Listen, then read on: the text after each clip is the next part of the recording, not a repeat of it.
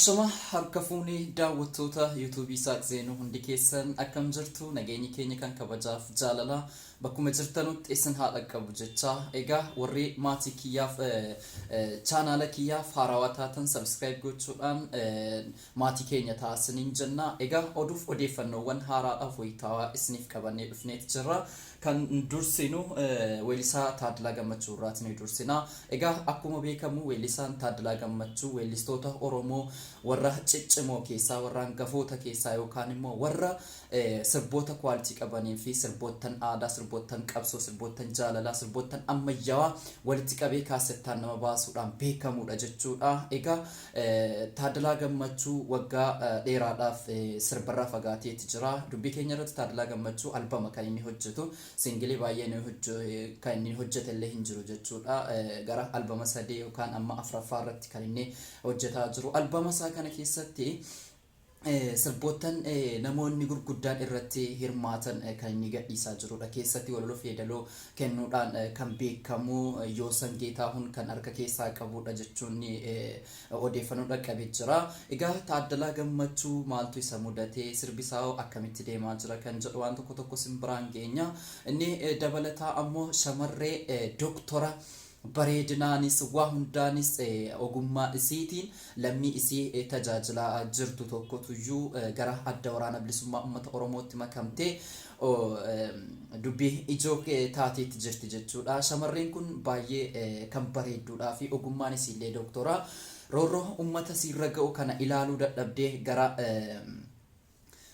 falmachuutti seente jechuudha. Kun fakkeenya guddaa uummata Oromoo warra ogummaa adda addaa qabanu hacuucamaa mootummaa kana jala jiranu fakkeenya guddaa taati jennee abdii qabna waan ta'eef shamarreen kun eenyu kan jedhuuf odeeffannoo isin biraan geenya jechuudha. Egaa Tplf bakkeewwan gurguddaa kanneen akka Affaar akkasumas immoo naannoo Amaaraa keessaa Walloo bakka adda addaa qaqqabatanii jedhan duubatti deebi'uun isaanii ni beekama jechuudha. Muummichi ministeera Itoophiyaa erga adda waraana deemee injifannoowwan gurguddaa galmeessee gara masaraatti deebi'ee hojii idileessaa jalqabuunsa ni yaadatama. Egaan daawwattoota keenya dubbii keenya irratti TPLF fi humni mootummaa jechuudha waraana walitti bananiiti immoo TPLF tooftaadhaaf gara duubaatti deebi'ee kan jedhu kun beekamaadha. Gama TPLF nuti tooftaa waraanaa jijjiiruudhaaf jennee gara Maqaleetti deebinee jedhanii duubatti deebine jedhan yeroo sanatti amma immoo Maqaleetti guutummaan guutuutti gara Maqaleetti deebi'anii jiru. Egaa sababni isaan Maqaleetti deebi'anii humni isaan qabanu guutummaan guutuutti jechuun yoo hin danda'amnellee humni isaan bakka adda addaa qubsiisan suni mootummaadhaan rukutamuun isaa ni beekama jechuudha. Kanaaf humna waan dhabee fi humna gara masaraa mootummaatti akka kanaan dura dubbataa turanitti ji'a tokkoon kana keessatti masaraa mootummaa Finfinnee kana ni to'anna jedhaniiti kan isaan gara sanatti fuulduraatti imalaa turan jechuudha. Adda bilisummaa uummata Oromootiin walii galanii adda bilisummaa uummata Oromoos naannawaa Finfinnee marsoon isaa ni beekama. Ammayyuu naannawaa Finfinnee keessa jira adda bilisummaa Oromoo wanti duubatti deebi'ee hin jiru. Egaa TPLF ammoo guutummaan guutuutti gara Maqaleetti deebiteeti jirti. Maqaleetti maaliif deebite kan jedhamu humni isiin qabdu baay'ee dadhabaa waan ta'eef humna ijaarrachuudhaaf akkasumas ammoo nageenya akka barbaadanudha. Dubbii keenya irratti waraanni gidduu jaraa jiru namoota nagaa hedduu isaa xumur fixeeti jira jechuudha. Kaan maatii isaanii irraa buqqisee kaan ammoo godaansa seenaa madaa bara baraa itti uumeeti kan inni dabarfate kaan ammoo akka hin fayyinetti qaama miidhamaa ta'anii kan jiran jiru jechuudha. Kaan ammoo hospitaala jiru. Dubartoonni hedduun ijoolleen durbaa umriin isaanii xixiqqoo ta'an illee waraana kanaan miidhaan gurguddaan irratti dhaqqabeeti jira. Godaannisa yoomuyyuu barri kamuu dhiqee hin baafnedha kan ta'e waraanni alana baname jechuudha. Waraanni dhaabbachuun akkuma jirutti ta'e dubbii keenya irratti mootummaan kanaan dura dadhabeeti ture. Amma garuu duubatti deebi'uun isaanii akka inni deebi'ee ammoos humna godhatee uummata nagaa kana hacuucu gargaara waan ta'eef mootummaan kun kamiinis ta'ee gara kamiin kufuu qaba itti duulamuu qaba waan ta'eef jechuudha. Adda bilisummaa uummata Oromoo humna isaa guyyaa guyyaan jabeeffataati jira. Namoonni ogummaa adda addaa irratti argamanu hidhatanii gara bosonaatti seenutti jiru. Akkuma shamarreen doktorri kun suuraa irratti argaa jirtan kun kanaan dura ogummaanis doktora ture. Doktorummaas dhiistee gara adda bilisummaa uummata Oromootti makamte jechuudha. Kun fakkeenya guddaa akkuma fakkeenyaa fi Daayirektara olaanaa OMN akkuma dajaneen gara dajanee osoo hin taane maqaan isaa to'onoon narkaa badeetti jira.